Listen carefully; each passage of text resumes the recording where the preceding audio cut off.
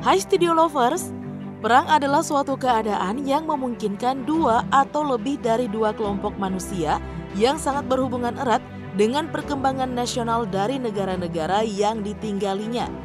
Penyebab tersebut bisa diakibatkan untuk memperluas wilayah, memperluas agama atau ideologi, politik, sumber daya alam, serta keinginan untuk berkuasa dan lain sebagainya. Seperti konflik di timur Ukraina yang telah berjalan selama lebih dari 3 tahun. Perang ini sempat mereda, tetapi kemudian kembali memanas.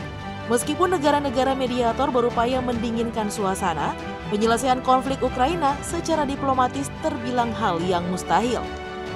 Nah, sebelum kita menyaksikan videonya, alangkah baiknya nih kalian menekan tombol subscribe dan aktifkan juga lonceng notifikasinya agar kami dapat mengembangkan channel ini untuk terus memberikan info menarik lainnya hanya dari Studio Langit. Apa yang terjadi? Perang saudara di timur Ukraina telah berlangsung sejak 7 April 2014 lalu. Konflik bersenjata ini terjadi ketika pasukan tentara Ukraina berkonfrontasi dengan pasukan Republik Rakyat Donetsk dan Republik Rakyat Lugansk yang memproklamasikan kemerdekaannya dari Ukraina.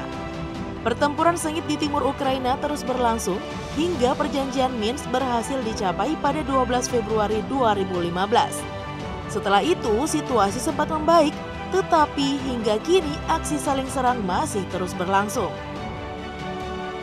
Situasi di timur Ukraina seringkali memanas. Pada akhir Januari 2017 terjadi perang yang menewaskan puluhan orang. Menurut perkiraan PBB, jumlah korban perang di timur Ukraina tidak kurang dari 9.800 jiwa. Angka ini termasuk para tentara dan warga sipil, serta 298 orang yang tewas dalam kecelakaan pesawat Boeing 777 yang ditembak jatuh di wilayah Donetsk pada 17 Juli 2014 lalu dan menewaskan seluruh penumpang, di mana kedua pihak membantah keterlibatannya dalam tragedi naas tersebut.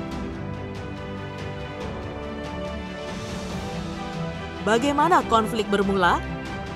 Wilayah timur Ukraina adalah wilayah yang berbatasan dengan Rusia dan mayoritas penduduknya pun berbicara bahasa Rusia. Wilayah Donetsk yang saat ini dikuasai oleh separatis menyimpan cadangan batu bara yang besar. Meskipun begitu, wilayah ini dianggap sebagai salah satu wilayah dengan perkembangan ekonomi yang paling lamban di Ukraina. Setelah kerusuhan di Kiev pada Februari 2014 yang berujung pada penggulingan Presiden Viktor Yanukovych, masyarakat di wilayah timur Ukraina merasa diselimuti kegelisahan. Mereka khawatir bahwa pemerintahan yang baru akan menerapkan kebijakan nasionalis dan akan melarang penggunaan bahasa Rusia. Situasi ini pun memicu referendum di Crimea pada 16 Maret 2014 yang berakhir dengan bergabungnya semenanjung itu ke wilayah Rusia. Para pengunjuk rasa di Donetsk dan juga Lugansk yang merebut gedung pemerintah setempat pada 7 April 2014 mengumumkan pembentukan Republik Rakyat Donetsk dan Republik Rakyat Lugansk. Menanggapi hal tersebut, Kiev menyatakan dimulainya operasi anti-teroris. Demikian, Ukraina mengklasifikasikan konflik yang terjadi di Donbas, sebutan bagi wilayah Republik Rakyat Donetsk dan Republik Rakyat Lugansk hingga saat ini. Bentrokan pun tidak terelakkan.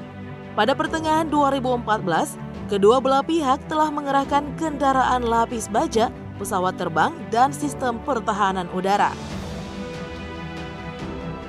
Bagaimanakah cara mengakhiri perang? Menurut Sergei Karaganov, Dekan Fakultas Ekonomi Dunia dan Hubungan Internasional Sekolah Tinggi Ekonomi atau HSE Moskow, tidak ada lagi alternatif selain perjanjian Minsk. Nah, karena itu untuk merealisasikannya harus ada tekanan dari luar, yakni Rusia dan Amerika Serikat kepada pihak-pihak yang bertikai. Negara-negara Eropa saat ini tengah disibukkan dengan masalah mereka sendiri dan pengaruh mereka di Ukraina tidak signifikan.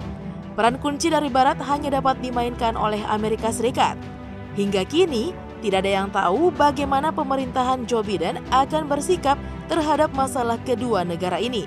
Semuanya tergantung Washington. Nah, Stulovers, bagaimana nih pendapat kalian tentang konflik kedua negara ini? Tuliskan ya pendapat kalian di kolom komentar. Sekalian juga tekan tombol like dan share video ini. Sampai ketemu lagi di info-info keren yang lainnya. Thank you for watching.